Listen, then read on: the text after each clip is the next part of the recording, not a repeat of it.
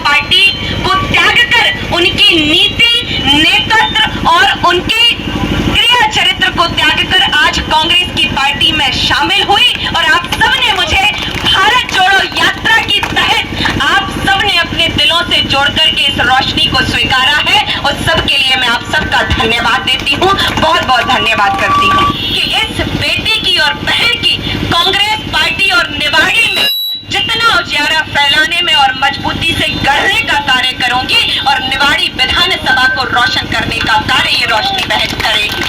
और पूरी ईमानदारी और सच्चाई के साथ। क्योंकि ये भ्रम पैदा होते हैं कि जब कोई पार्टी का दल छोड़ करके आता है, तो मैं यही कहूंगी कि जब मैं वहां थी तो 100% थी, और जब मैं कांग्रेस का दामन थाम कर खड़ी हूं तो पूरी ईमानदारी के साथ 100% यहाँ काम करके, और निवाड़ी में इस बार वो काम दिखेगा भी, ऐसा कार्य करके दिखाऊंगी। आप सबने मुझे इतने मन से स्वीकारा है, इसका मैं हृदय से धन्यवाद देती हूँ। और तन मन धन से समर्पित होकर के जितना संघर्ष मैंने अपने लिए किया और भारतीय जनता पार्टी के लिए किया, उतना ही संघर्ष और उतनी ही मजबूती प्रदान मैं इस कांग्रेस पार्टी को करूंगी। और मैं उन लोगों के लिए ये संदेश दे दूं कि जो भगवान के नाम पर भी सौदेबाजी कर लेते हैं, इंसानों की जान की कीमत नहीं है उनके दिल में, तो जो भगवान को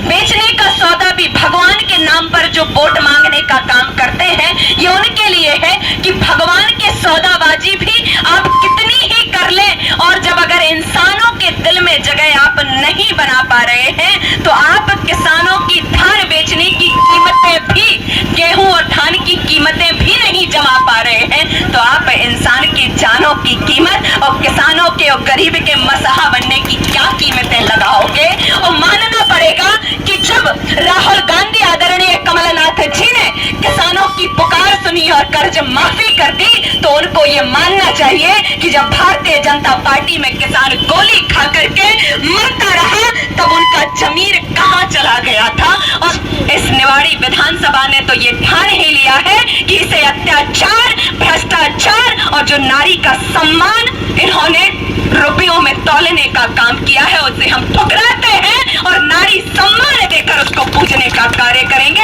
इस बात को हमें घर घर तक पहुंचाने का कार्य करना है।